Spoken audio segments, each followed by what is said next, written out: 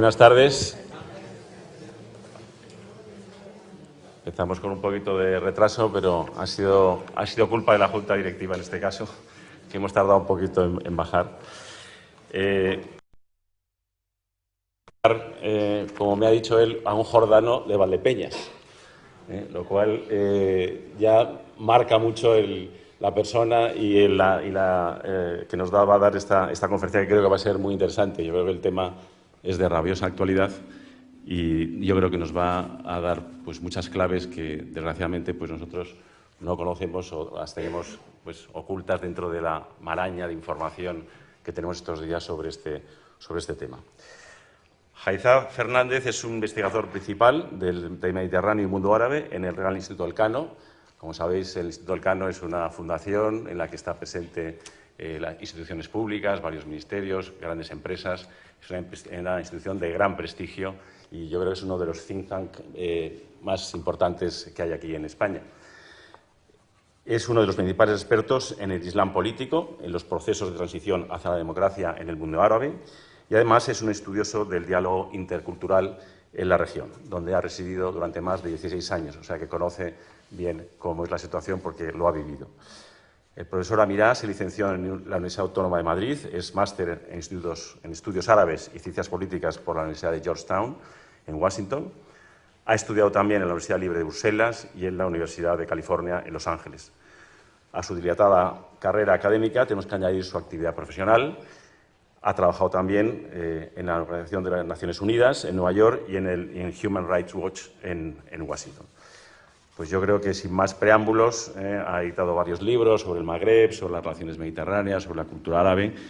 Habla, por supuesto, árabe, inglés, francés y, por supuesto, español, un español de Valdepeñas, con lo cual lo vamos a entender perfectísimamente. Pues sin más preámbulo le dejo la palabra.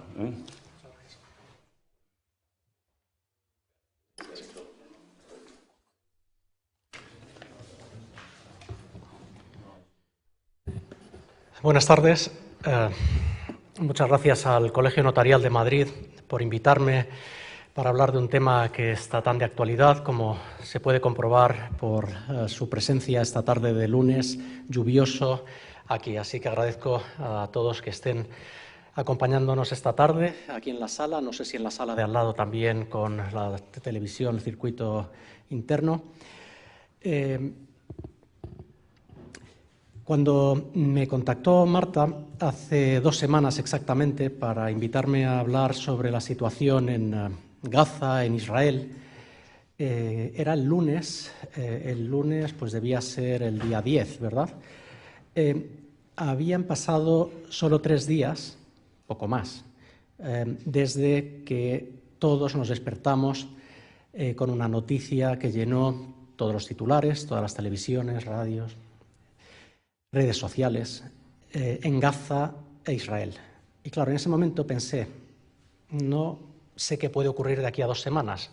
No puedo confirmar mi asistencia todavía porque puede haber un desbordamiento de un conflicto de una dimensión que no habíamos visto antes, que afecte a otros puntos de Oriente Medio o que vaya más allá.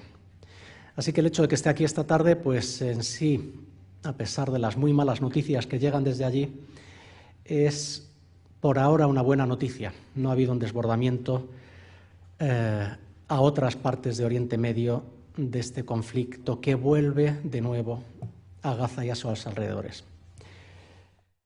Bueno, mi intención es hacer una presentación en torno a unos 40 minutos aproximadamente, intentar dar algunas claves. Sé que hay muchas preguntas, dudas, ideas que están en sus mentes. Me gustaría dejar tiempo para que haya este intercambio y podamos, pues entre todos, debatir. Mi intención es hacerlo con argumentos, presentando información. Aquí un poco el sombrero académico, aunque trabajo en un centro de estudios internacionales, un think tank, como se dice en el mundo anglosajón. Tengo también mi otro sombrero universitario, pues he pasado por varias universidades. Actualmente soy profesor de Relaciones Internacionales en el IE, en el Instituto Empresa, la Universidad del IE, en los programas de máster. Me resulta un poco complicado decir por dónde empiezo a plantearles esta charla sobre un tema del cual creo que nadie en el planeta no tiene una idea preconcebida. Seguramente en el rincón más recóndito, habitado por humanos, han oído hablar del conflicto israelo-palestino y es muy, muy probable que esas personas ya tengan una posición o unas simpatías o una inclinación. Todos lo tenemos, somos humanos. Mi intención aquí es partir de dos premisas. La primera es con la que hago mi trabajo de analista. En la actualidad los medios de comunicación pues requieren que intente dar algunas claves, explicar qué está ocurriendo. La primera premisa es que para mí la vida humana vale lo mismo, esté de un lado de la frontera o de la otra.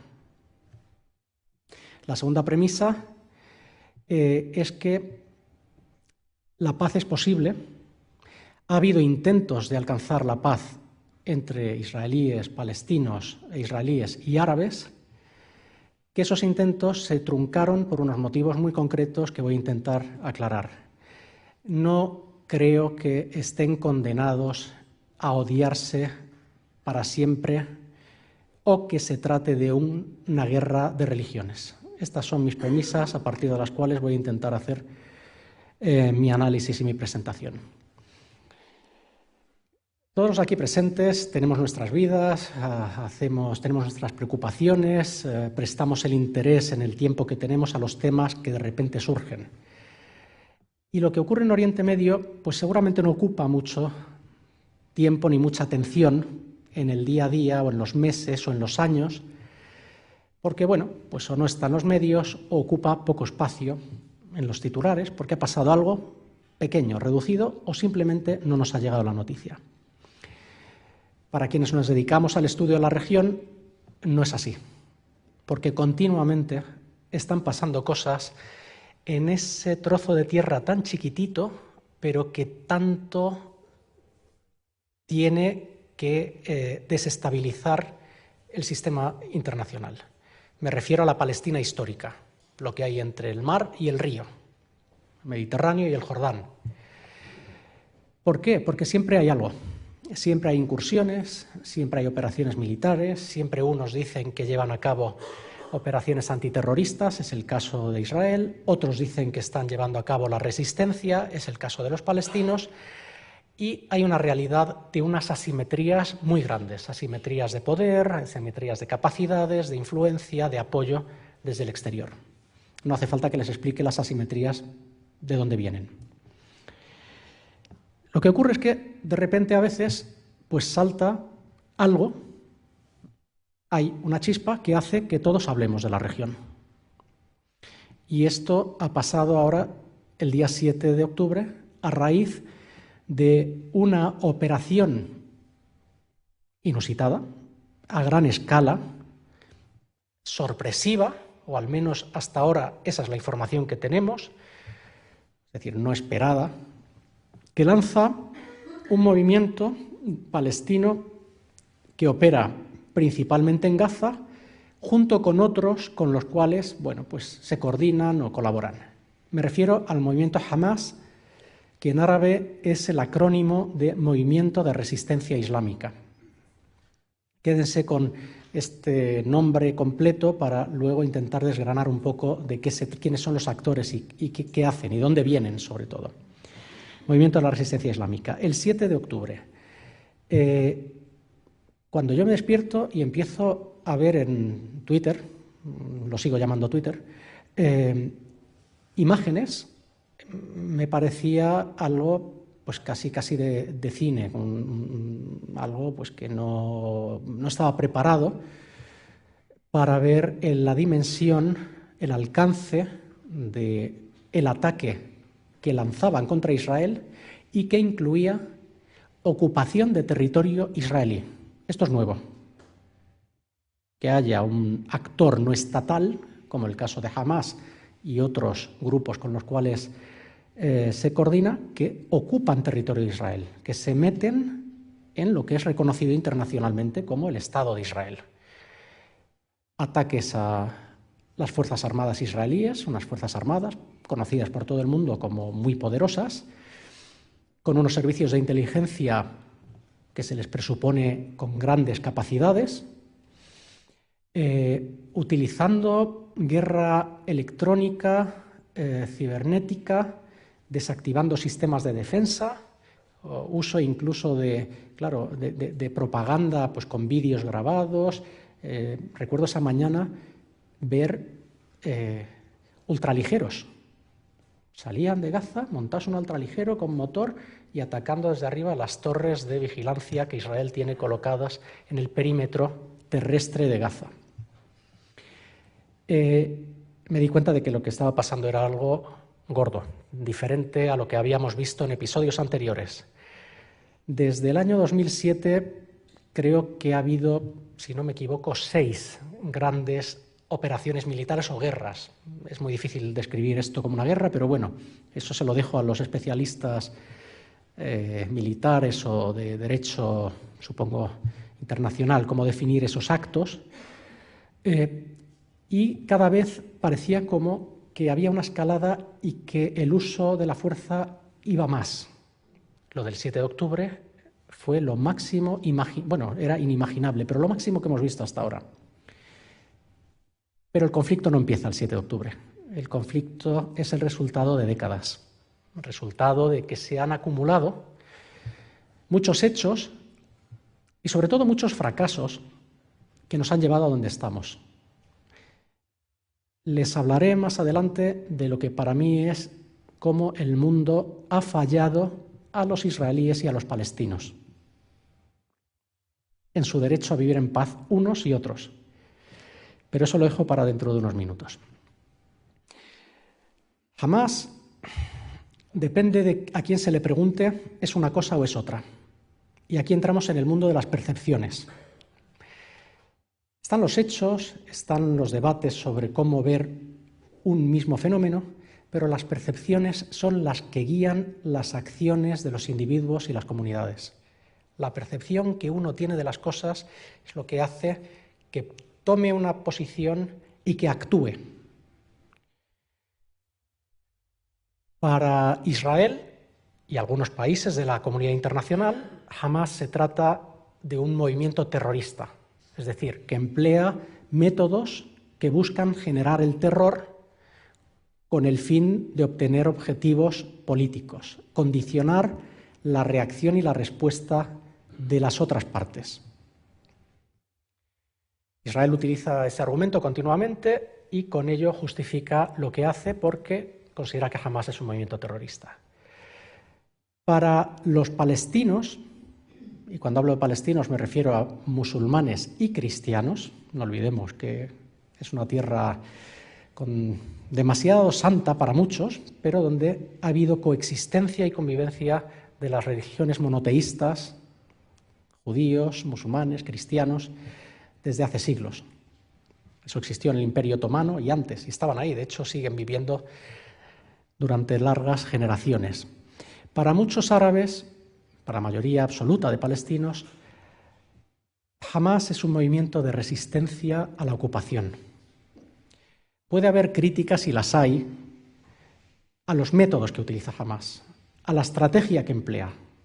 Críticas a si eso es lo que mejor va a lograr el objetivo de acabar con una ocupación, la ocupación israelí.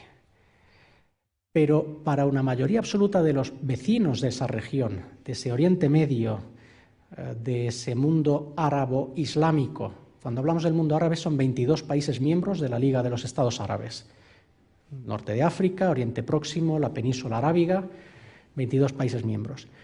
Países de mayoría o de amplias poblaciones musulmanas, estamos hablando en torno a 55 estados los que existen en la actualidad, que si no me equivoco en el sistema de Naciones Unidas son 193 estados o algo así.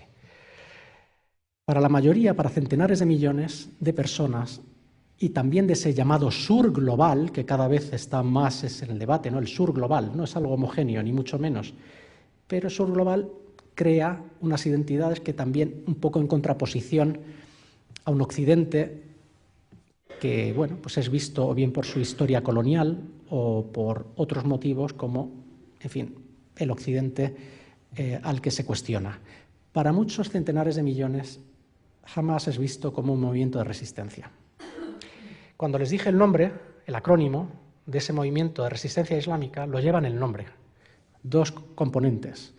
Resistencia, se consideran así a sí mismos, e islámica porque parte de un ideario, de una ideología basada en interpretaciones del Islam, de la religión, para justificar la lucha contra el enemigo, para justificar la actuación en clave religiosa para obtener unos fines concretos. Los fines fundacionales tienen que ver con la liberación de Palestina y luego se van añadiendo otros fines. Pero hay que escuchar de dónde proceden, o sea, cuáles son los orígenes ideológicos de estos movimientos. Vuelvo al punto de las percepciones. Si no hay un intento de entender de dónde vienen cada una de las percepciones, lo fácil es caer en la polarización, y una polarización que seguramente acabará alimentando a los elementos más extremistas. La polarización favorece a los extremos en cualquier sitio, a los radicales, ¿no? Etimología, la raíz, ir a la raíz, con lo cual no se buscan matices, no hay mucha posibilidad de buscar acuerdos, compromisos. Lo que hemos visto en estas 2 semanas, poquito más de 2 semanas, pues han sido una sucesión de estados anímicos que están provocando, han desencadenado más bien un torbellino. La operación lanzada por Hamás se llamaba el diluvio del Aqsa. Al-Aqsa es la mezquita, supongo que algunos aquí presentes han estado en Jerusalén, en la explanada de las mezquitas, una zona, tercer lugar más sagrado para los musulmanes, y la referencia a ese lugar busca justificar por qué lanzan una operación de estas dimensiones sabiendo que Israel va a responder, porque es previsible, porque es lo que siempre ha hecho. Y es una respuesta a lo que estamos viendo desde inicios de este año, que es un nuevo gobierno israelí, un país que ha pasado por una fase de inestabilidad política prolongada, repeticiones electorales una tras otra en un plazo corto de tiempo, y al final se conforma una coalición de gobierno presidida por Benjamin Netanyahu, un veterano de la política israelí, ha estado en distintos periodos como primer ministro y que es conocido pues, por aliarse con quien sea con tal de estar en el poder y con tal de protegerse de los casos que tiene abiertos en los tribunales israelíes de corrupción, 3 en concreto. Y la coalición que se forma es una coalición que es considerada por los observadores y analistas y por la propia sociedad israelí como la más ultranacionalista y ultraortodoxa, ultrarreligiosa de la historia del Estado de Israel. Este año Israel cumple 75 años de existencia. Y esta es la coalición de gobierno más al extremo del extremo de lo que se ha visto hasta ahora. Algunos ministros del gabinete, del Consejo de Ministros de Netanyahu, abiertamente, antes de ser ministros y en su cargo, han hecho declaraciones en las que no hace falta leer entre líneas, de expulsión de los palestinos, de acabar con los palestinos, de transferir a los palestinos a los países vecinos que se encarguen de ellos, concretamente a Jordania y a Egipto, y de aumentar la actividad colonizadora. Si han estado por aquellas tierras, algunos habrán visto las colonias, o en documentales o en las noticias, que son zonas de los llamados territorios ocupados palestinos. Todo esto me refiero según la legalidad internacional.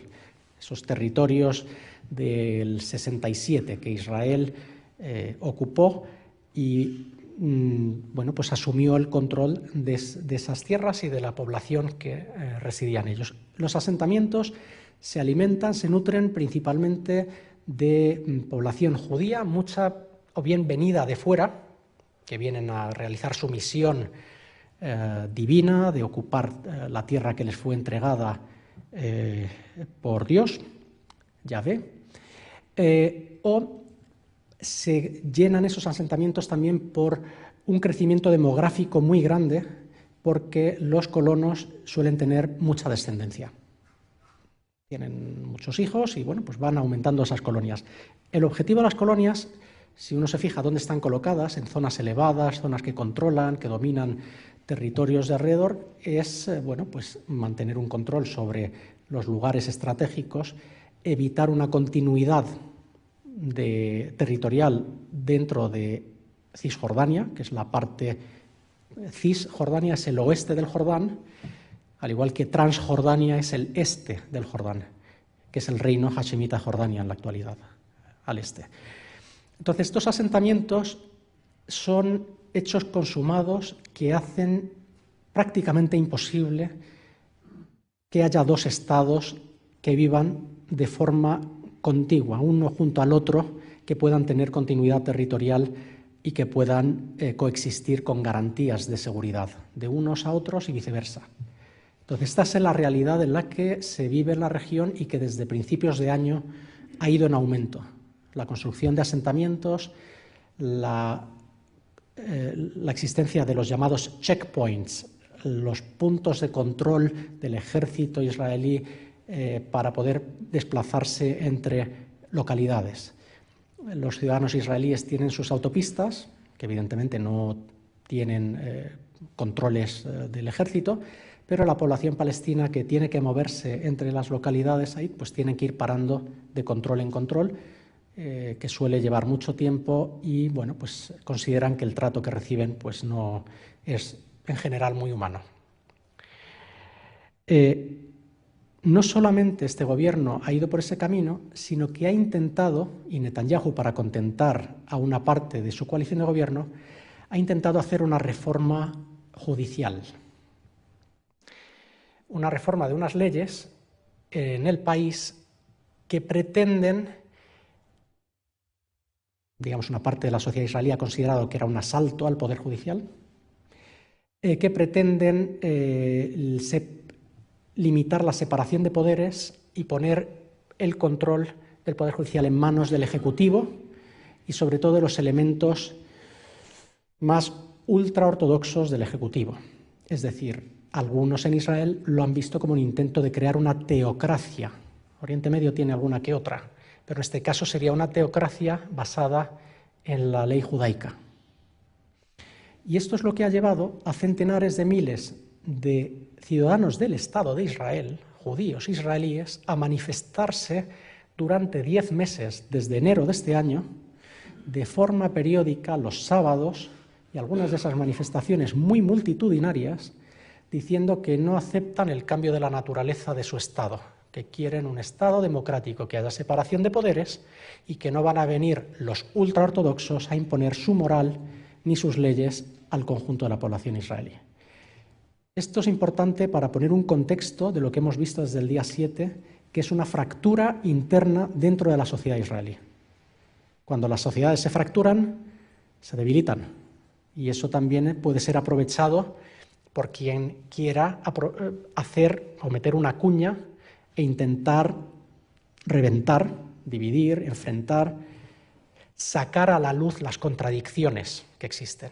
Y en la sociedad israelí hay muchas contradicciones, desde su fundación, de dónde proceden unos, otros, qué visión tienen del mundo, el papel de la religión en la configuración del Estado, etc. Esto es parte del contexto. La respuesta de Israel a la operación lanzada por Hamás, que incluyó crímenes contra la humanidad,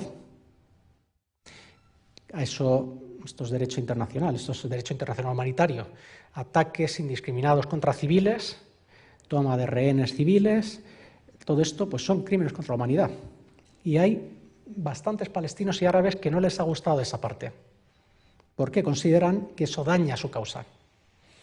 Otros dicen, bueno, estos son excesos que se cometen, al igual que Israel pues comete excesos mucho mayores durante mucho más tiempo. Todo esto es para mostrarles que hay matices en todo esto. En esta operación, el ejército israelí tarda horas en reaccionar, entre 5 o 6 horas en llegar a los kibbutz. Los kibbutz son estas comunidades, algunas agrícolas y demás, que están colocadas alrededor en el perímetro de Gaza, a las ciudades israelíes que están en el entorno de Gaza y a toda la zona de seguridad militarizada en el perímetro terrestre de Gaza, con franjas de separación que no se puede acceder, con torres automatizadas, sensores de movimiento, ametralladoras automáticas que buscan objetivos en movimiento y les disparan, con todo tipo de vigilancia, alambradas muy fortificadas, que por lo que tengo entendido los palestinos hicieron 80 agujeros, 80 pasos a través de esas alambradas. Y de ahí entraron en Israel y llegaron a los kibbutz. La fiesta, creo que todos hemos oído hablar de la fiesta, la rave, que estaba teniendo lugar a las afueras de Gaza. Supongo que, claro, una zona altamente militarizada, debían tener autorización para estar ahí de fiesta. Han dicho que era un festival para la paz. Hay palestinos que se preguntan si acaso, si era para la paz, si ellos estaban invitados o no. No parece que hubiese palestinos en esa rave, ¿no? La respuesta tarda en llegar, lo que permite que haya un impacto muy grande y la toma de rehenes en unos números nunca antes vistos en la historia del conflicto israelo-palestino.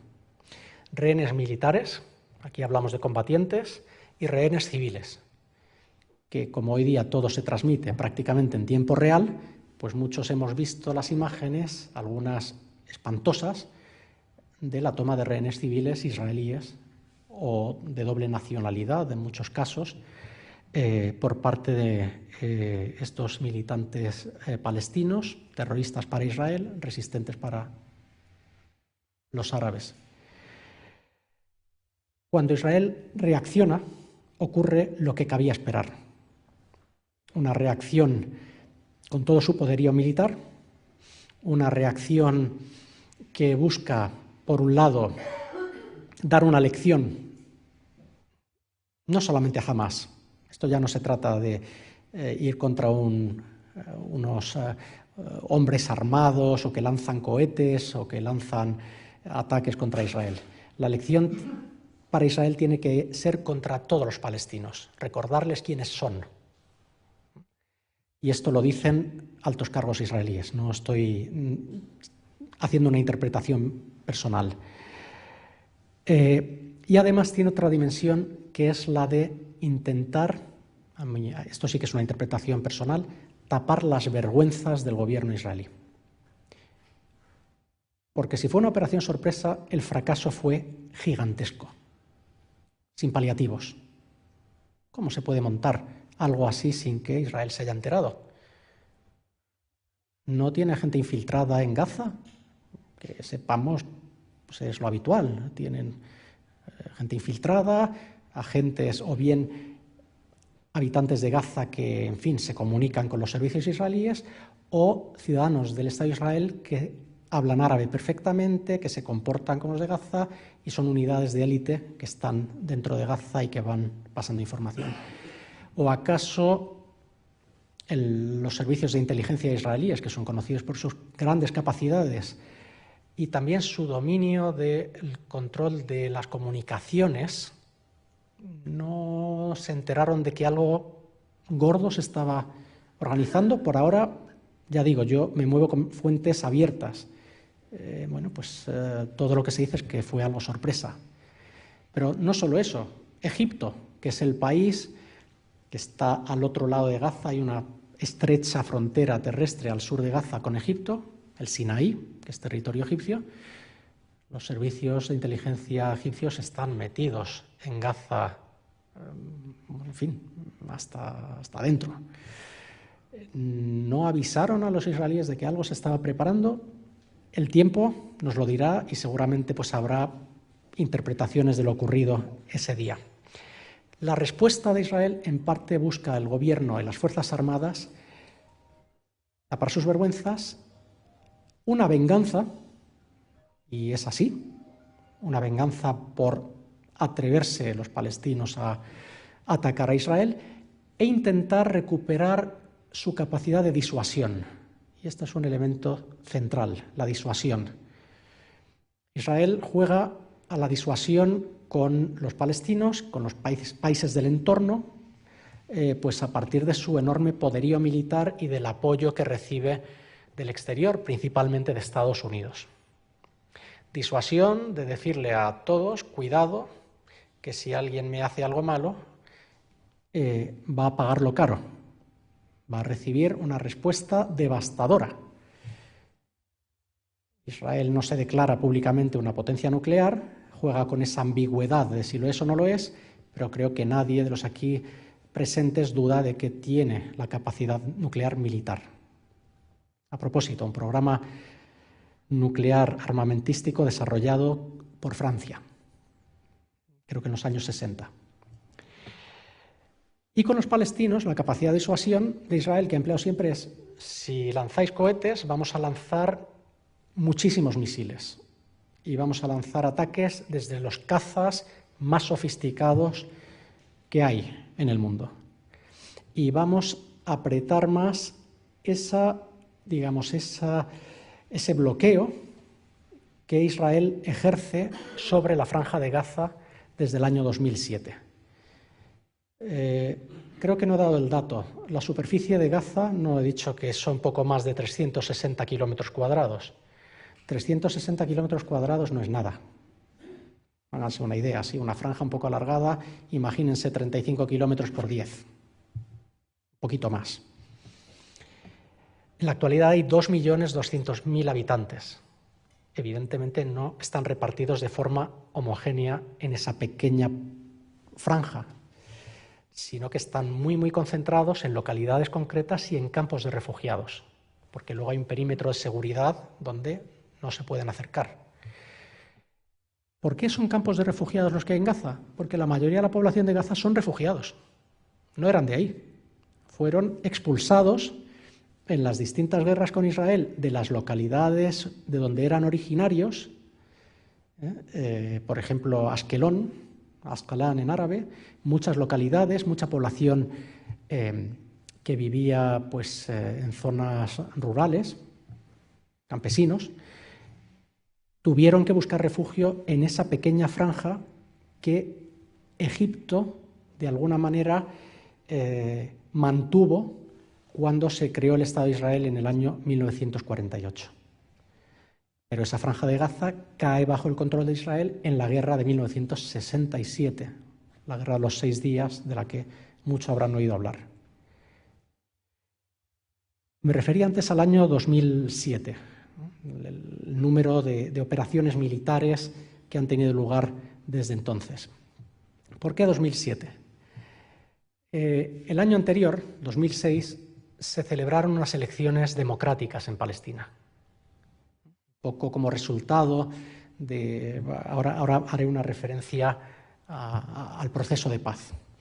Y esas elecciones democráticas en Palestina pues llevaron a unos resultados donde el movimiento que había liderado históricamente la lucha por la causa palestina, por la liberación, es decir, el movimiento liderado por Yasser Arafat, la OLP, la Organización para la Liberación de Palestina, y con su partido principal, Fatah, obtuvieron resultados bien, pero no arrasadores. Hamás obtuvo buenos resultados presentándose como plataforma política, porque también tiene un brazo político. Partido, milicia y movimiento de apoyo social a los necesitados, a los pobres, a los que, en fin, necesitan un dispensario, una ayuda para poder casarse, para tener un piso. Bueno, pues esto es lo de penetrar la sociedad a varios niveles. Y en 2006 la autoridad palestina controlaba Cisjordania y Gaza en una especie de reparto de poder con las otras fuerzas políticas que habían salido elegidas en esas elecciones de 2006. En 2007, Hamás da un golpe sobre la mesa en Gaza y se hace con el control y el poder en Gaza de forma exclusiva. Y además, cualquiera que se atrevía a oponerse o a criticar ese paso o las formas de Hamás en cómo gestionar el interior de Gaza, pues seguramente tenía problemas con ellos. Así mucha gente, pues, en fin, se encontraban con una represión interna de este movimiento, porque su origen y su base ideológica es totalitaria. Esta es la realidad. Pero desde 2006 no ha vuelto a haber elecciones en Palestina.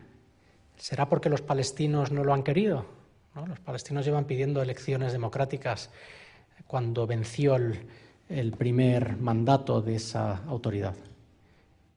2006 hasta hoy, pues han pasado ya, ¿cuánto? 17 años y no ha habido elecciones. Algunos dicen, la población de Gaza votó a Hamás, que disfruten de lo votado. Pero hay un contraargumento bastante sólido frente a ese argumento que en redes sociales se escucha todo el tiempo. Oye, eligieron a Hamás, pues que aguanten.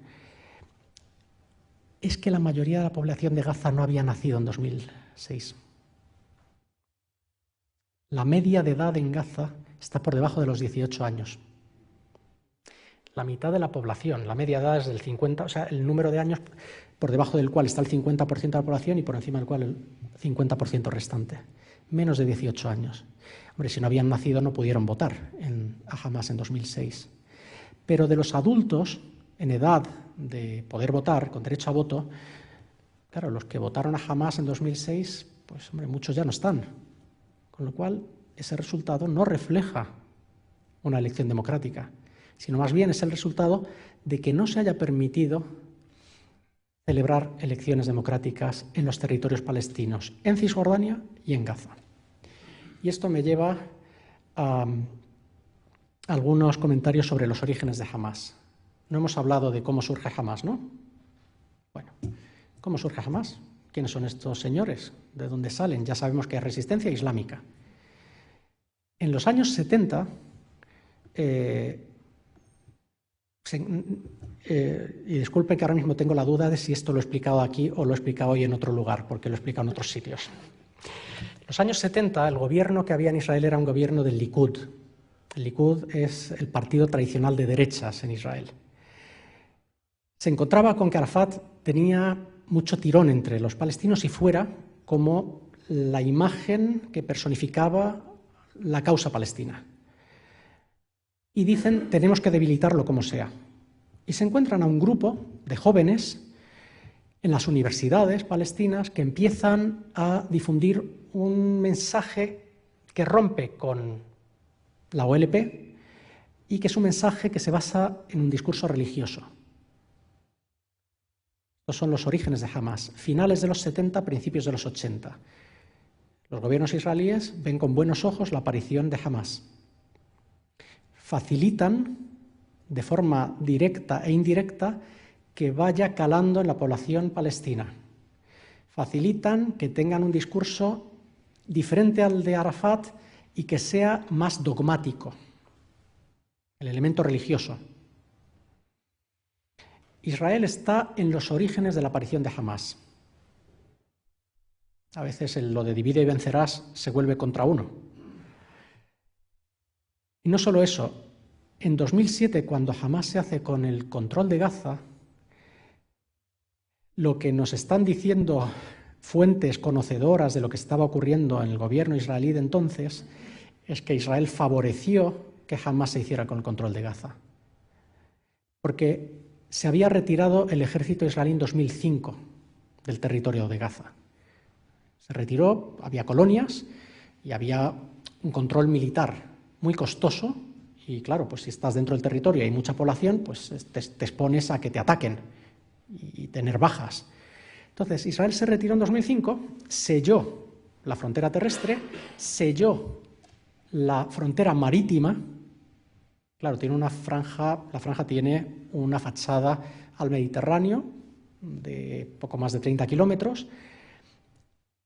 Israel deja claro que las barcas de pesca no pueden alejarse más de tantas millas náuticas o si no son hundidas. y ocurre con frecuencia. Es decir, ahí la Marina israelí, bueno, pues tiene un control también de sellado. Gaza tuvo un aeropuerto. Igual algunos lo saben aquí o no. ¿Alguien sabe quién financió y quién pagó la construcción de un aeropuerto en Gaza? Fue España. Fue dinero cooperación española. Claro, no estamos oyendo hablar del aeropuerto de Gaza, porque no existe. Israel lo bombardeó en 2001 y en 2002. No queda nada, las instalaciones pagadas con dinero español. Entonces, cuando en 2005 se retira el ejército, pero sella la franja, lo que ve el gobierno israelí es que le viene bien que sea Hamás quien se ocupe de gestionar la vida o la mala vida de, en aquel entonces serían 1.800.000 palestinos, 1.900.000, que se apañen el día a día, y también consideran que les viene bien tener enfrente a Hamás, que son los radicales, que lanzan cohetes, que tienen muy mala prensa en el exterior, porque permite a Israel decir, no, el lenguaje para tratar con estos de Gaza es la fuerza, porque no se puede emplear otro lenguaje con ellos. Netanyahu, y esto está en medios israelíes, es decir, puedo pasar referencias en prensa israelí por autores israelíes, que Netanyahu en varias reuniones decía que la mejor forma de evitar la aparición de dos estados, es decir, la solución de dos estados, Israel, que existe, y un estado palestino futuro, la mejor forma de evitarlo era favorecer que Hamás siguiese controlando la franja de Gaza. Claro, uno se pregunta, ¿y esto? ¿Cómo es posible mantener en funcionamiento un sitio del mundo tan complicado de gestionar con tanta gente? Porque Israel permitió que llegara financiación para mantener aquello en marcha, que la gente no se muriera de hambre, de enfermedad o de lo que fuera. La ayuda humanitaria con mucho control de a dónde iba, ayuda internacional, incluida la europea, bastante fiscalizada, y también ayuda de países árabes, algunos del Golfo, adinerados, que ya iba más bien a las estructuras de Hamás, tanto estructuras, digamos, administrativas, de apoyo social, etcétera, etcétera, y algunos dirán también pues para hacerse con su arsenal, que aunque no sea muy sofisticado, pues tienen su arsenal y lanzan cohetes y tienen capacidad de hacer daño y de matar a israelíes. Esto se lo cuento para mostrarles que las cosas nunca son blanco y negro, ya lo saben, pero que en esta parte del mundo, muchas veces, cuando parece que hay partes enfrentadas y enemigas, rascando un poco nos encontramos con otras explicaciones más complejas. Unas breves notas sobre el proceso de paz que antes me refería a él, ¿no? No hemos hablado de Yitzhak Rabin. Sí, hemos hablado de Yitzhak Rabin. Ya sé que no. Yitzhak Rabin fue un primer ministro en Israel que antes había sido general. Creo, si no me equivoco, el general más laureado, más condecorado del ejército israelí, que había luchado en todas las guerras del Estado de Israel y que llegó al gobierno como primer ministro por el Partido Laborista, de centroizquierda en Israel. Después de haber estado en las batallas, después de haber declarado a los palestinos enemigos, después de haber querido matar a Arafat, declararlo terrorista, etcétera, etcétera, Rabin llegó a la conclusión de que la vía militar no podía funcionar para acabar con el conflicto con los palestinos. Que lo diga el general más condecorado, bueno, pues seguramente implica un nivel, a mi juicio, de valentía mucho mayor que la valentía que hace falta para bajar al campo de batalla. La valentía para hacer la paz, que hace falta para hacer la paz, es mucho mayor. En 1991, y los aquí presentes no se lo tengo que recordar, en Madrid, en el Palacio Real, hubo una conferencia de Madrid para la paz en Oriente Medio, en otoño. Caído el muro de Berlín, poquito antes, a punto de desaparecer la Unión Soviética, y tras la Guerra del Golfo, para liberar Kuwait tras la ocupación de Saddam Hussein de Irak a inicios de 1991. Y esa conferencia de paz lo que buscó fue cambiar la clave de cómo se relacionaban los países del entorno, Israel y sus vecinos.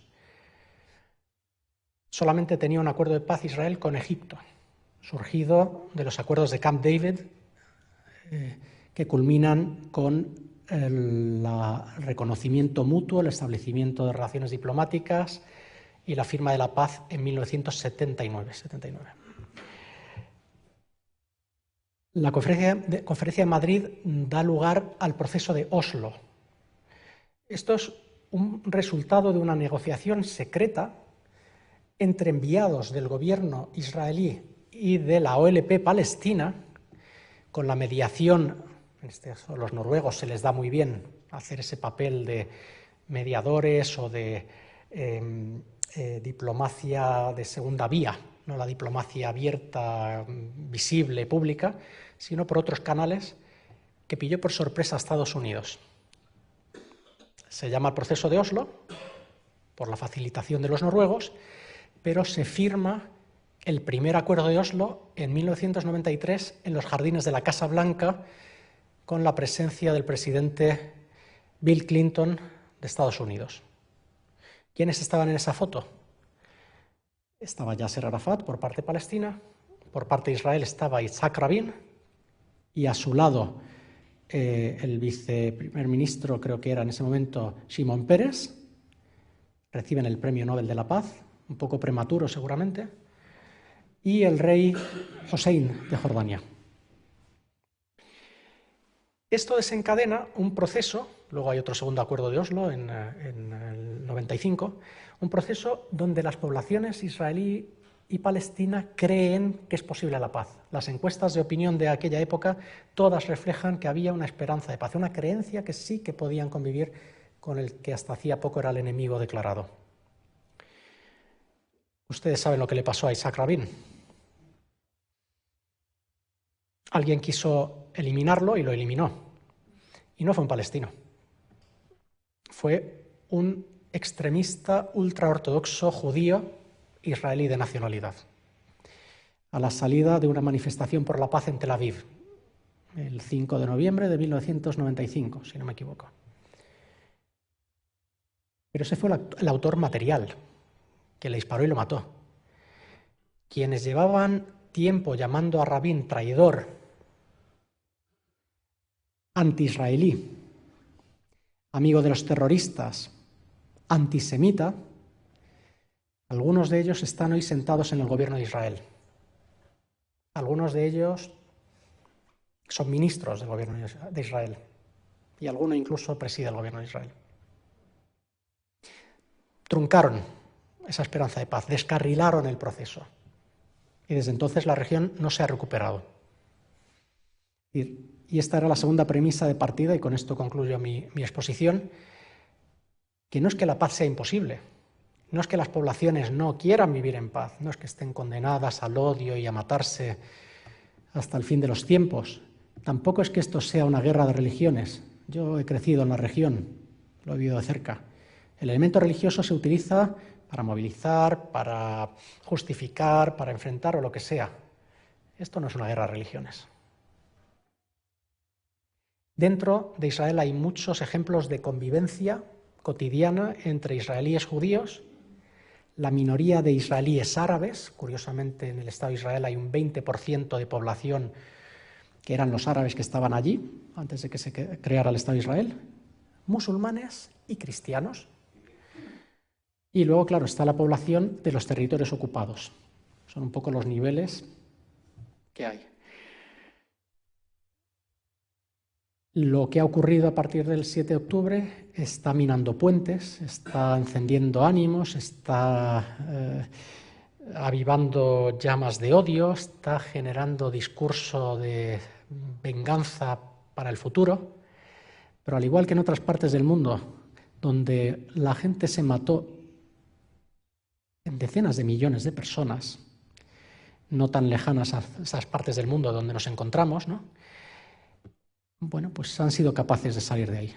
y han sido capaces no solamente de crear uniones, de crear proyectos de convivencia, de paz, de gestión pacífica de los conflictos, que es al final de lo que se trata, sino que han sido capaces de casarse entre sí. Esto se lo explico cuando tengo alumnos internacionales, algunos me vienen franceses, alemanes, y dicen, no, pero es que mi padre es y mi madre es francesa, alemana o viceversa. Y claro, os digo, ¿y esto, vuestras generaciones, abuelos o anteriores, cómo lo habrían visto? Bueno, impensable. ¿Por qué? Porque también había habido mucha destrucción, mucho odio.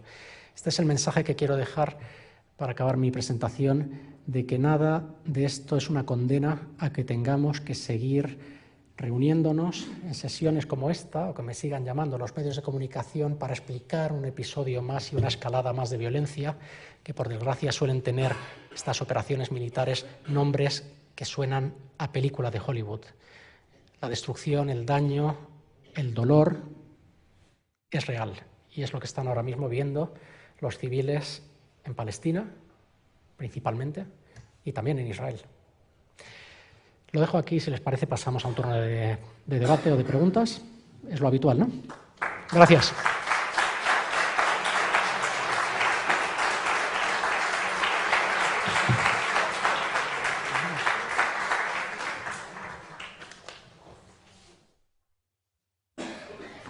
Bueno, si les parece, sí, vamos tomando igual 2 o 3 preguntas, comentarios.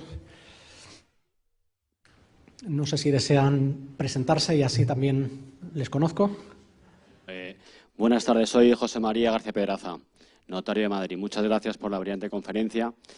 Y quería preguntarle 2 cosas. Una, la relación de Israel con sus vecinos, Jordania y Egipto, porque el Líbano es un tema aparte. Tanto Jordania como Egipto han firmado tratado de paz con Israel y son aliados americanos con bases americanas en sus territorios. ¿Cómo influye esto en el conflicto actual, además de la dependencia de Jordania respecto a Israel con el agua?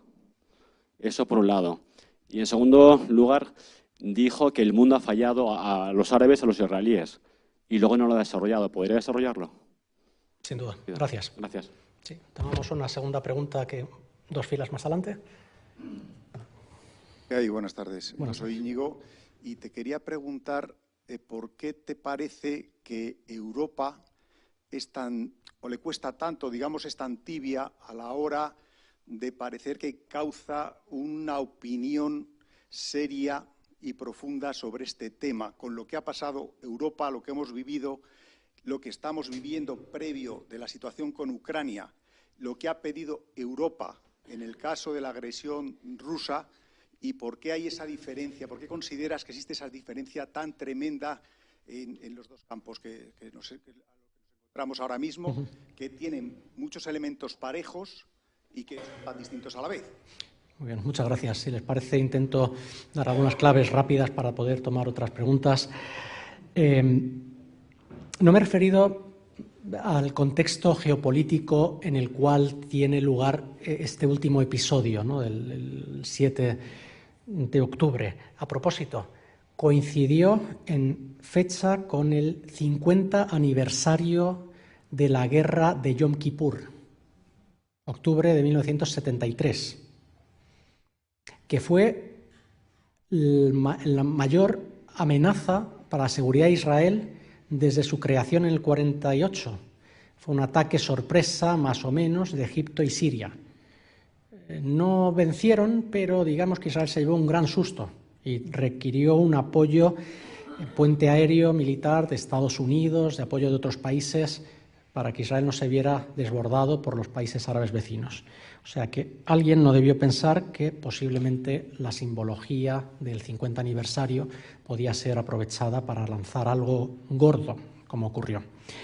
El contexto geopolítico, hay mucha gente que durante la última década, y sobre todo a partir de las revueltas árabes, esto que periodísticamente se llama las primaveras árabes, ¿no? 2011, la caída de dictadores, la inestabilidad de varios países, la injerencia de actores externos, muchos pensaron que el tema palestino había quedado eclipsado, había caído en la lista de prioridades no solamente de Oriente Medio, sino del sistema internacional, que Palestina casi había desaparecido porque teníamos Siria, teníamos Libia, Yemen, mira Irak lo que pasa, los iraníes con los saudíes, luego se abre una guerra en Europa, en Ucrania, y lo de Palestina ya aburre. Esto no tiene solución, se deja así y a ver si a partir de los procesos de normalización diplomática entre Israel y algunos dirigentes árabes, el tema palestino pasa desapercibido. Y esto fue una transacción que realizó Trump, el anterior presidente de Estados Unidos, junto a su yerno, la idea de que algunos países árabes normalizaran relaciones con Israel a cambio de que consiguieran contrapartidas, ¿no? Su estilo transaccional. Emiratos Árabes Unidos, que no estaba en guerra con Israel, Bahrein, que es otra petromonarquía muy chiquitita del Golfo, Sudán, que es un país que ha caído en un conflicto interno del que no se habla, pero es de dimensiones devastadoras, me refiero al sufrimiento de la población sudanesa, y Marruecos. Cada uno de estos sistemas políticos vieron en esa transacción favorecida por Trump un interés, bien fuera por motivos económicos para hacer negocios con Israel, por motivos de seguridad y de inteligencia para garantizar la supervivencia de sus regímenes, bien fuera por transferencias tecnológicas, en el caso de Sudán, para que desbloquearan fondos los estadounidenses para poder mantener el país, que estaban bloqueados porque consideraban al Estado sudanés como un patrocinador del terrorismo internacional. Entonces, para sacarlo de la lista, tenían que normalizar relaciones con Israel. Y Marruecos. Yo creo que aquí, en este auditorio, no hace falta explicar por qué se hizo esa transacción en la que Marruecos normalizaba relaciones con Israel. Y por qué los 3 tweets de Trump el 10 de diciembre de 2020 pues nos han liado una gorda en el Mediterráneo occidental. Era que el Reino de Marruecos reconocía al Estado de Israel a cambio de que Estados Unidos reconociera la soberanía de Marruecos sobre el territorio del Sáhara Occidental, antiguo Sáhara español. Además, lo dijo de una forma muy...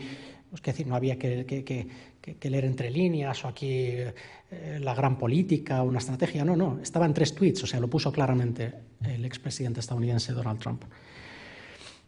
Y el contexto geopolítico es que se estaba hablando de una posible normalización de relaciones hasta hace ¿cuánto?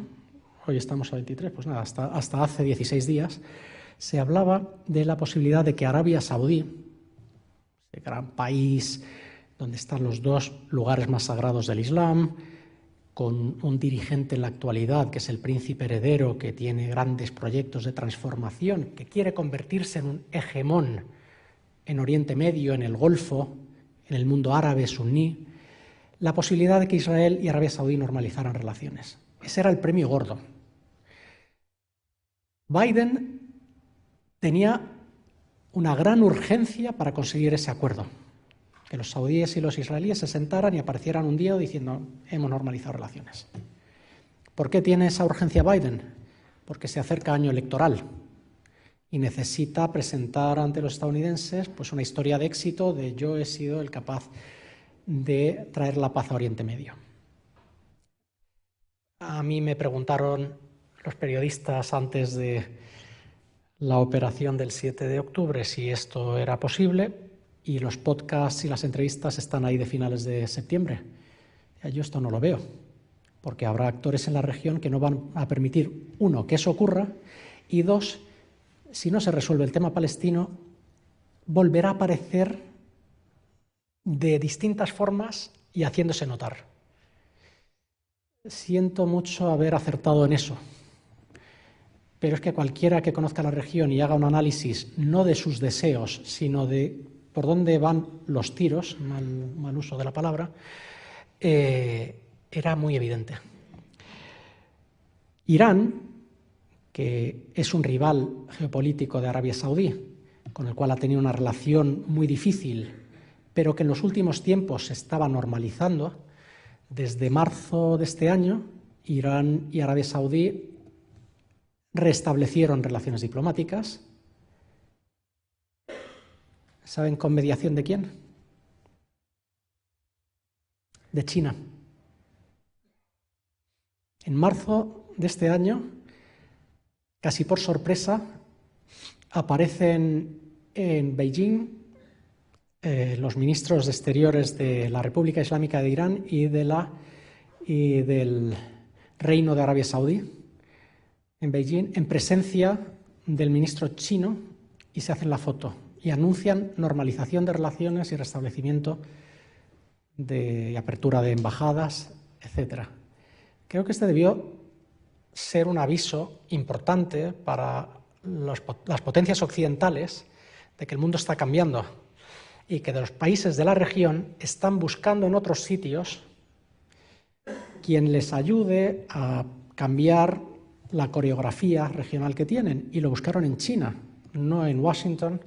Bruselas, siento mucho decirlo, ni está ni se le espera, ni en ninguna capital europea.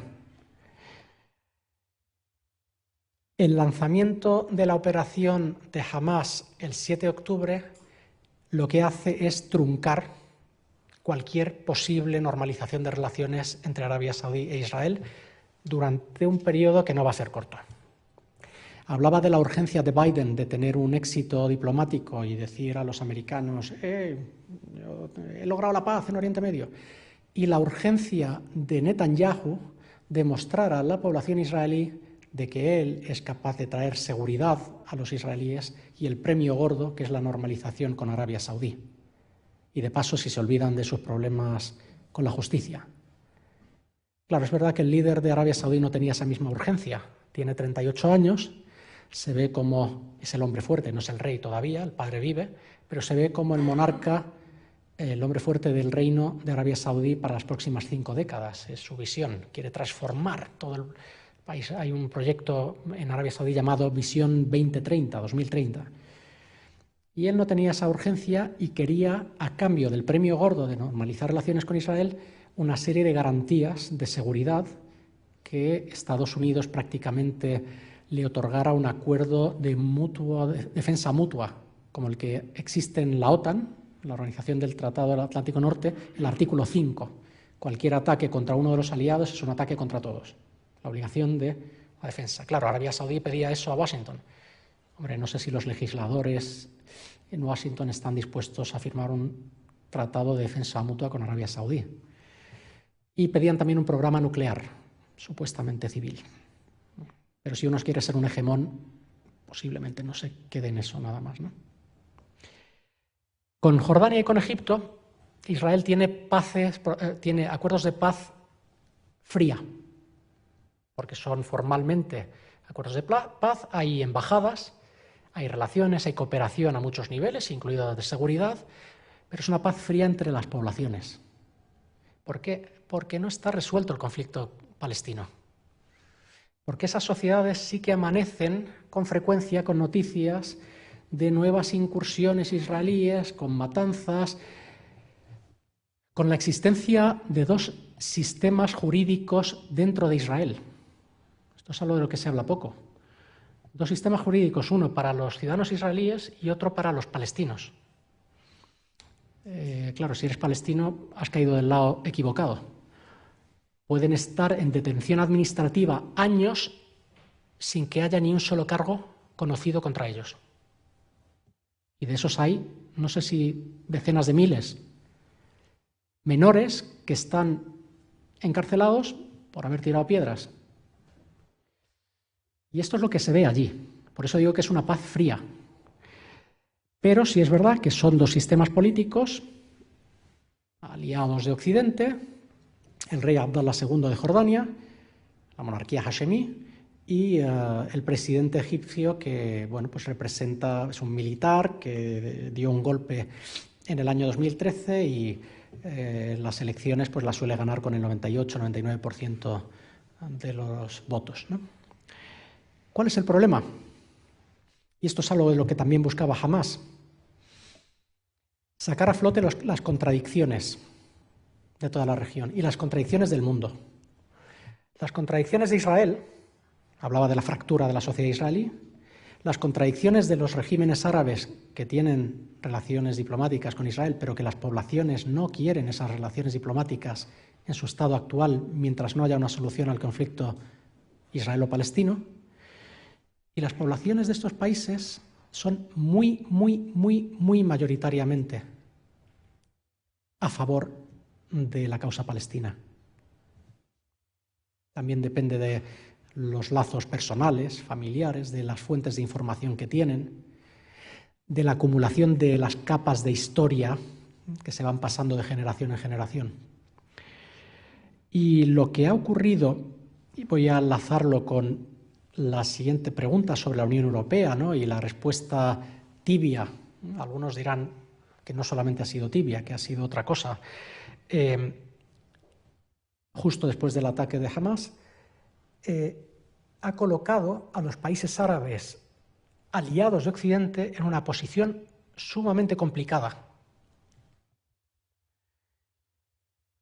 La respuesta de la Casa Blanca desde el primer momento fue: Israel tiene derecho a defenderse y tiene derecho a hacer todo lo necesario para responder a la agresión recibida desde Gaza. Desde el primer momento el mensaje ha sido de apoyo incondicional. Incondicional significa pues lo que significa, incondicional. Y desde el primer momento no se añadió una segunda parte a ese apoyo, que es comprensible, de simpatía con un país que ha sido agredido, una sociedad que ha visto muertes entre sus civiles, que ha sido algo con imágenes espantosas. Pero ha faltado una segunda parte en las declaraciones del presidente Biden, de la Casa Blanca, del secretario de Estado, o sea, el ministro de Exteriores de Estados Unidos, Anthony Blinken, que prácticamente se mudó a vivir a Oriente Medio, estuvo allí pasando, no sé, más de una semana dando vueltas por los países de la región, en algunos casos visitando más de una vez el mismo país. Faltó la parte de respeto a las leyes de la guerra y al derecho internacional humanitario, y los palestinos, la población civil palestina no es Hamas. Hamas no, palestinos sí. Habría sido un buen eslogan. Eso nunca llegó a escucharse. La Unión Europea tuvo una primera semana catastrófica. Y siento mucho decirlo. No estoy aquí para hacer una crítica de autoflagelación como europeo, pero fue una catástrofe de gestión de una situación de crisis internacional. ¿Por qué? Pues porque hubo una cacofonía de voces en Bruselas y en capitales de Estados miembros de la Unión. En un primer momento se mostró toda la simpatía con Israel, con el pueblo de Israel, con la agresión que había sufrido, con el derecho a la autodefensa, de protegerse, el derecho pues, a ir contra los que le habían atacado. Y en los primeros momentos faltó esa segunda parte de no machaque a todos los palestinos porque ya se intentaba antes y no funciona. Eso no salió. La catástrofe total fue cuando aparecieron, yo sé que esto es controvertido y hay gente que no le gusta que lo diga, pero cuando aparecieron la presidenta de la Comisión Europea, la señora Ursula von der Leyen, y la presidenta del Parlamento Europeo, la señora Roberta Metsola, aparecieron en Israel para mostrar su apoyo al Estado de Israel, la señora von der Leyen se atribuyó a sí misma un mandato que no tiene.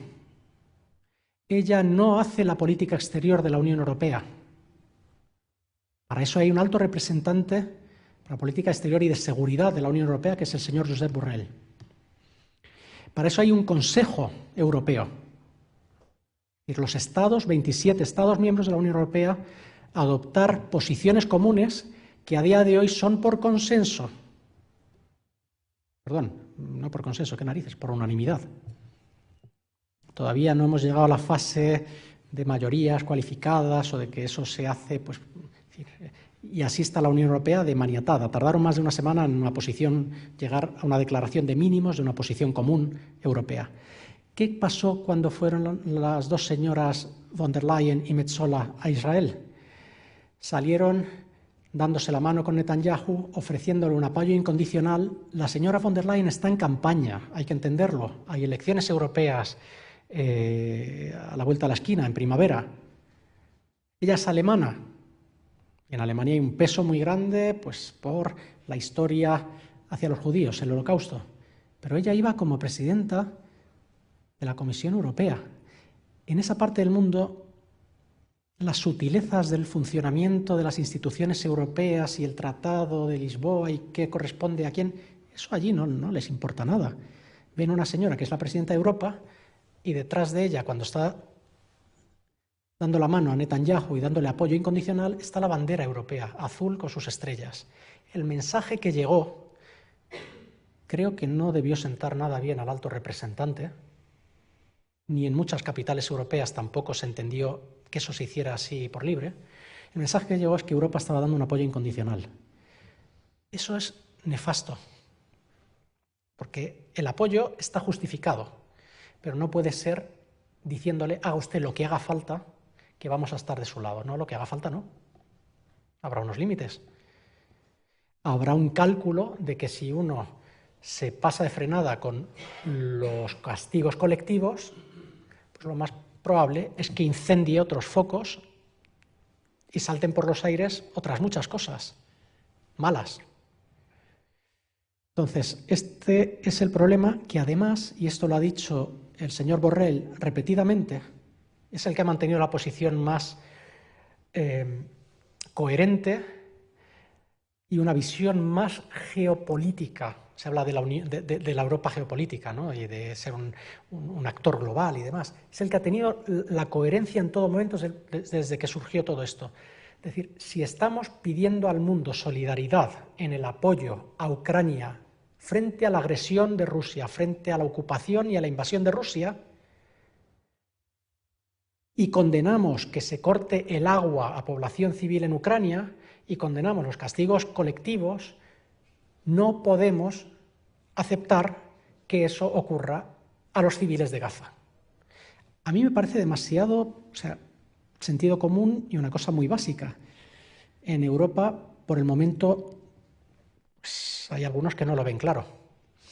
El comisario europeo para la vecindad y la ampliación, que es un señor húngaro, es un señor pues muy cercano al presidente húngaro Orbán, que es el que lleva la parte de vecindad, es decir, lo que afecta al Mediterráneo Sur y demás, tuiteó por su cuenta que la Unión Europea suspendía toda la ayuda humanitaria a los palestinos. Piensa en un momento en la lógica de ese anuncio unilateral, que además no le corresponde a él porque no tiene mandato a hacerlo. La lógica es la siguiente. Una de dos. ¿O se ha dado cuenta este hombre que la Unión Europea estaba dando ayuda a Hamás, que se ha utilizado para atacar a Israel, lo cual es un desastre reconocerlo, si ha sido así? O, si no era eso, lo que está diciendo es si retiramos la ayuda humanitaria, porque es ayuda humanitaria, a todos los palestinos, es que equiparamos a los palestinos con Hamás. Todos los palestinos son Hamás, lo cual es otro desastre. Tibieza, no lo sé. Falta de visión, ir por libre, cada uno con su cálculo interno, con campaña europea a la vuelta de la esquina, pues por ahí va la cosa. Y el mundo ha fallado, concluyo con la pregunta, el mundo ha fallado a israelíes y a palestinos, porque en el momento que se puede plantear un horizonte de paz, un horizonte de esperanza a palestinos e israelíes, no se está haciendo nada desde fuera para poner los incentivos o para forzar a las partes que se niegan a avanzar en ese horizonte de paz. Y les digo una cosa clara, el mayor peligro, el mayor riesgo no son los terroristas, no son los inmigrantes descontrolados, no son los refugiados que nos llegan. El mayor riesgo y peligro que tenemos en nuestras sociedades, en ese vecindario inmediato, al sur y al este del Mediterráneo, es la desesperanza. La desesperanza. Si hay desesperanza que cunde entre las poblaciones que son jóvenes y no ven que hay posibilidades de prosperar y ven que el derecho internacional se aplica en algunos rincones del mundo y en otros no, que el derecho internacional humanitario tiene fronteras, que no va más allá, solamente se aplica en unas partes del mundo, que ven que la vida vale diferente en un sitio y en otro, esa desesperanza es lo peor que nos puede pasar. Seguimos con otro turno de preguntas, si les parece. Sí, por favor, aquí adelante.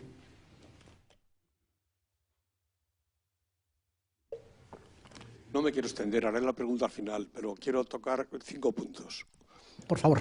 Muy Si son cortos. 5, que sean muy breves cada uno de ellos. No, muy cortos. Primer punto. El hecho de que Hamas sea el acrónimo en árabe de Movimiento de Liberación Islámico Resistencia. no significa que no pueda ser un movimiento terrorista. En España ya tenemos experiencia con el Movimiento de Liberación del País Vasco y su brazo armado, la ETA. Segundo punto. No hemos hablado para nada de la autoridad palestina. La autoridad palestina viene estando enfrentada a Hamas desde los tiempos de Yasser Arafat, cuando consideraban que eran tibios en la defensa de sus derechos y que por lo tanto consentían los asentamientos sin decir nada y solo querían resolverlo por la vía diplomática.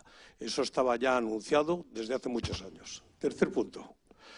La justicia militar en Palestina, la justicia militar israelí, si es que se puede llamar así, la autoridad militar, está por encima de la justicia civil. Y, por lo tanto, cualquier pleito que un palestino plantee para recuperar, por ejemplo, su domicilio porque se lo han quitado mientras ha ido a parir, lo tiene perdido porque la autoridad militar va a decir que tiene título suficiente desde hace muchos siglos.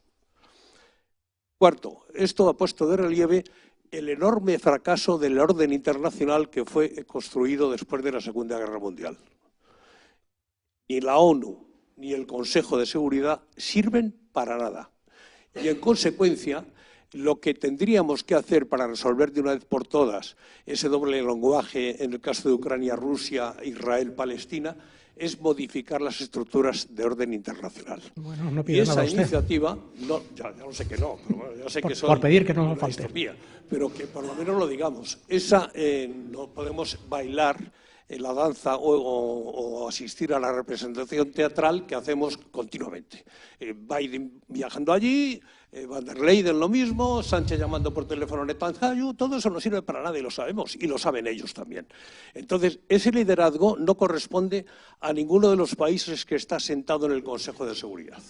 Ese liderazgo corresponde a la Unión Europea y a los países emergentes. Y mientras no hagamos eso y obliguemos de una manera, lógicamente no violenta, a la constitución de 2 estados, ese problema será muy serio. Y eso, además, es un problema que se siente mucho en España y que tenemos en los genes la política internacional del franquismo.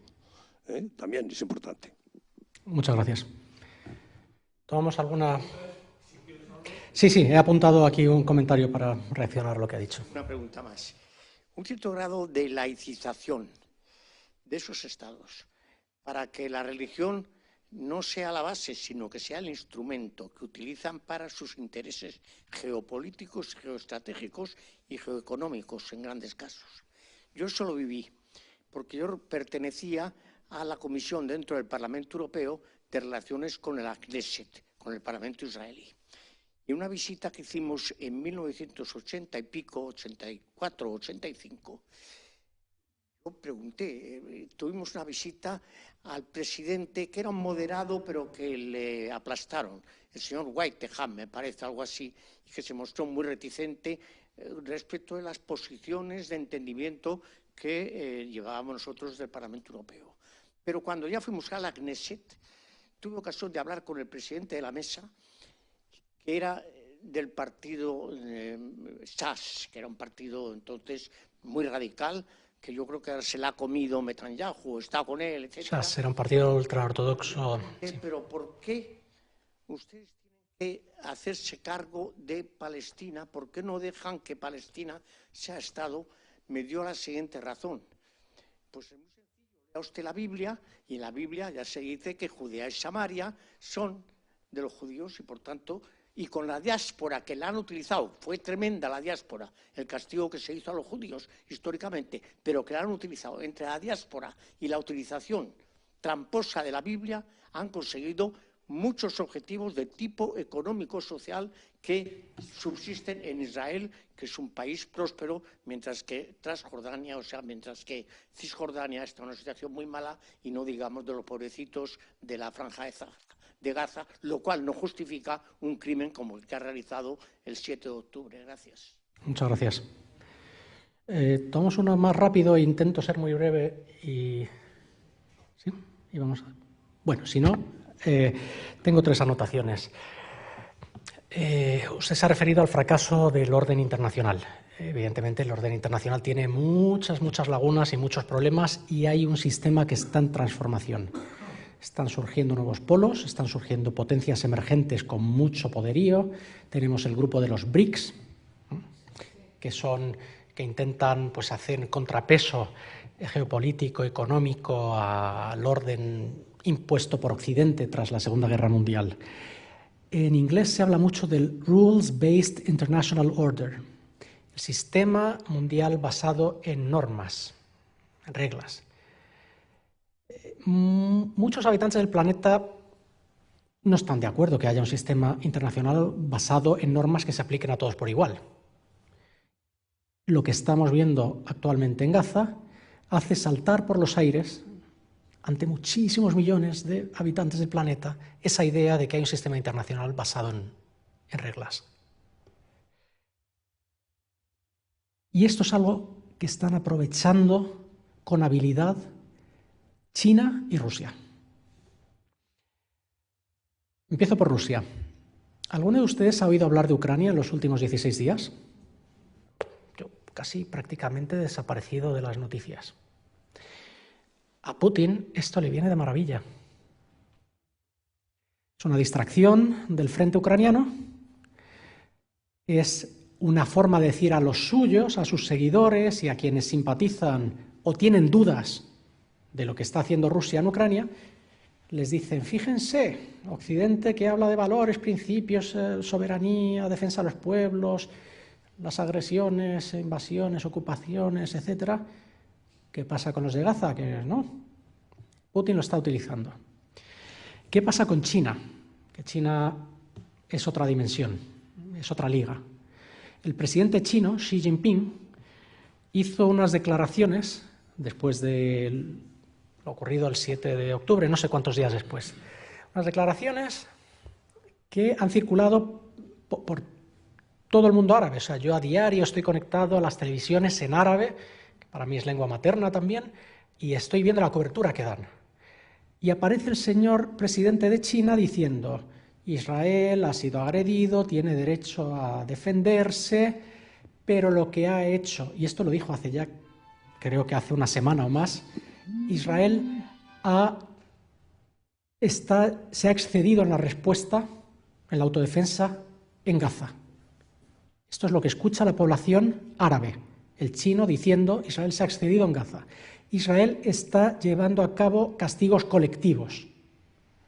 Hombre, el chino no lo dice porque él crea realmente un sistema mundial democrático y respetuoso de los derechos humanos, sospecho que no, pero está tocando las palabras y las teclas necesarias para ir expulsando a Occidente de esta parte del mundo, como ya lo está expulsando de otros sitios, aprovechando, de nuevo, las contradicciones. Y el chino dijo, el presidente de China, el señor Xi Jinping, dijo que los palestinos tienen derecho a su propio Estado independiente y con garantías. No hace falta decir más. El trabajo se lo están haciendo otros. Luego, una última anotación sobre esta idea de que, en fin, que es imposible que haya paz entre los árabes y los israelíes. En el año 2002 hubo una cumbre de la Liga Árabe en Beirut, en Líbano. Y en esa cumbre, Arabia Saudí presentó la Iniciativa de Paz Árabe, según la cual los 22 miembros de la Liga Árabe habían negociado entre esos gobiernos, todos ellos estaban dispuestos a reconocer al Estado de Israel, a establecer relaciones diplomáticas plenas y a normalizar su relación. Digamos, Israel no tiene una situación normalizada con sus vecinos. A normalizar relaciones a cambio del cumplimiento de unos parámetros que son los parámetros conocidos, que han existido en todos los procesos negociadores, que es lo que han intentado presidentes como Clinton, que tienen que ver con los territorios, las fronteras de los dos estados, los intercambios de algunas zonas de territorio por otras, ¿no? Los swaps, ¿no? Para poder permitir que, bueno, pues que la realidad sobre el terreno se lleve a cabo, compensaciones con garantías internacionales, la seguridad, los lugares sagrados, cómo se gestiona la soberanía de los lugares sagrados de Jerusalén para las 3 religiones monoteístas, qué pasa con los refugiados palestinos, el derecho al retorno. Claro, no pueden retornar a ese territorio todos los que se fueron al exilio y sus descendientes, porque no caben, pero que haya algún tipo de arreglo para que pueda haber visitas, que pueda haber, en fin, que haya un reconocimiento, una reparación moral. Seguramente muchos de ellos no quieran ir a Palestina, porque ya tienen su vida montada en otras partes del mundo. Esa iniciativa de paz árabe la ofrecieron los 22 países de la Liga Árabe. Israel se opuso a esa iniciativa. Está ahí. Y evidentemente se entiende que eso viene con garantías de los poderosos del mundo, que no es que Israel vaya a caer en una trampa. Israel tiene el apoyo, el paraguas de Estados Unidos y, como se está viendo ahora, también de países europeos. Reino Unido, uno de ellos, hemos visto cómo fue para allá el primer ministro Sunak. Alemania, también estuvo allí el canciller Scholz. Y acabo con una nota que creo que nos dice algo de lo que está cambiando en el mundo en el reparto de poder entre los distintos polos de poder. El presidente estadounidense Biden fue a la región, creo que hace 3 o 4 días.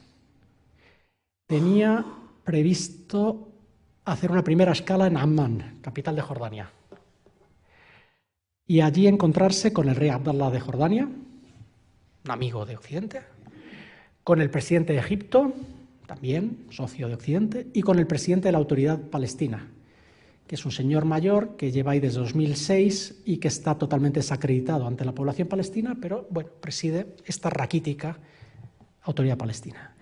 Era intentar mostrar que el presidente de Estados Unidos se reunía con líderes árabes, una cumbre en Ammán, antes de ir a Israel y reunirse con las autoridades de Israel. Antes de subir al Air Force One, en Estados Unidos, los países árabes cancelaron la reunión con Biden. Le cancelan la reunión al presidente de Estados Unidos cuando está a punto de subir al avión. Y no aterriza el Air Force One en Ammán, solamente va a Israel. La visita a Oriente Medio solamente se reúne con los líderes israelíes. La óptica de esa visita es mala. Y cuando va allí, da un apoyo incondicional, garantiza que van a llegar todas las armas que necesite el Estado de Israel y que hay 2 portaaviones con sus grupos de combate que se están dirigiendo hacia las proximidades, como elemento de disuasión, para que no se abran otros frentes en otras partes de la región. Me pregunto yo, si el presidente chino mañana llama al rey de Jordania y le dice que quiere visitar Jordania y reunirse con líderes árabes, ¿líderes árabes le dirán que no, gracias, no queremos vernos con usted? Mi intuición es que sí podría verse con los dirigentes árabes. Esto ya está diciéndonos algo del sistema internacional en el que estamos. Y si no hay un sistema internacional basado en reglas, tenemos la ley de la selva. Y la ley de la selva es la que hace que la polarización y los radicales ganen.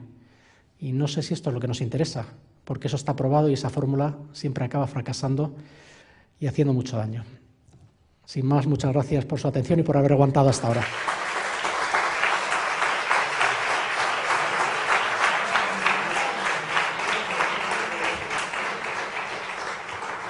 Bueno, una breve nota. Creo que la conferencia ha sido magnífica. Yo creo que ha aclarado muchas cosas Y únicamente recordar que el próximo 15 de noviembre, y además al hilo de lo que nos ha dicho el profesor, pues vamos a tener también una nueva sesión sobre precisamente China y su liderazgo en la actual situación en el orden mundial. Va a asistir el coronel José Pardo de Santayana, que es coordinador y analista del Instituto Español de Estudios Estratégicos del Ministerio de Defensa. Va a asistir Margaret Chen, que es fundadora de Optimus Horizon y China Club Spain y exdirectora para Asia de Telefónica, y Tatiana Fisak, catedrática de Estudios de Asia Oriental y directora también del Centro de Estudios de Asia Oriental de la Universidad Autónoma de Madrid. Y, por último, don Miguel Otero Iglesias, que es economista e investigador también del Instituto Elcano. Pues muchas gracias a todos y os convocamos para el próximo miércoles 15 de noviembre, será a las 7:30. Muchas gracias a todos.